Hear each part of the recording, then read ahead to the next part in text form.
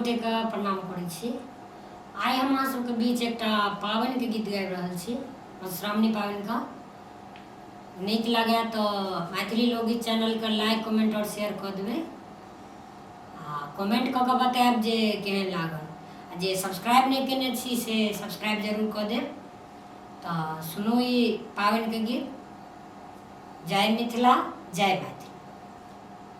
पाबनिक हम पूजब महादेव। पाबनिक हम पूजब महादेव। आने दिय साड़ी बेसाई गे माई।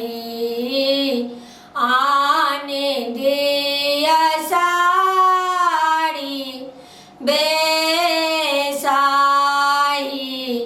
गे माई।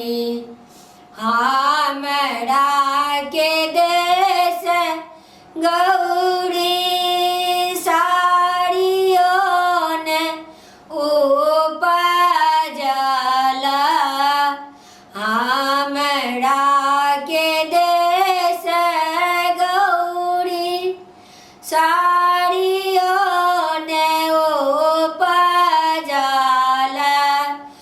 उपजल मृग का छाल हे गौरी।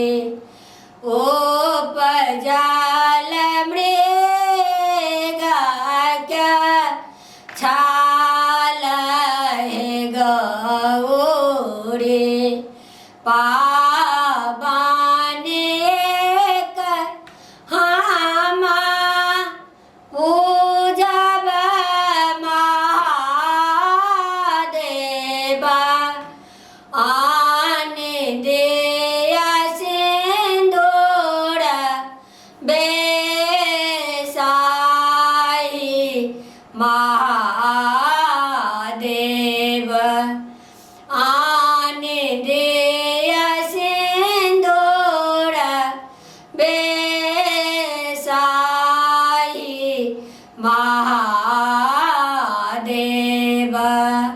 हमरा के देश गौरी सिंदूर ने उपजाई। हमरा के देश गौरी सिंदूर ने उपजल।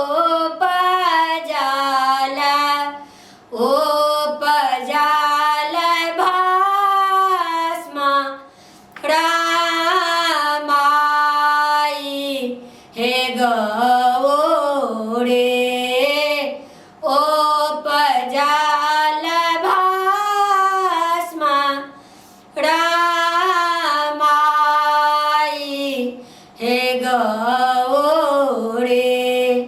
पाबनिक हम पूजब महादेव। आने दिय लाठी बेसाई महादेव।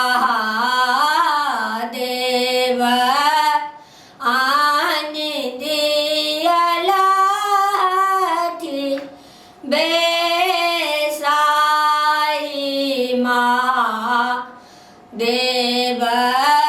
हमरा के देश गौरी चूड़ियों ने उपजल।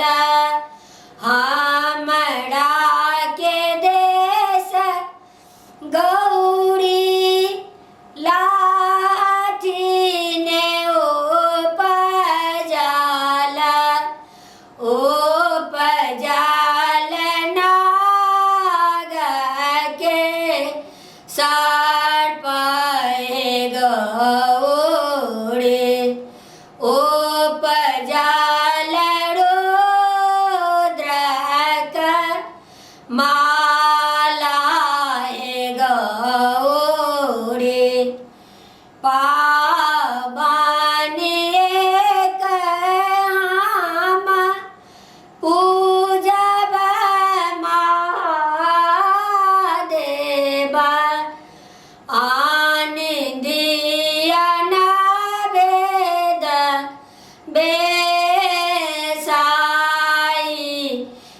माँ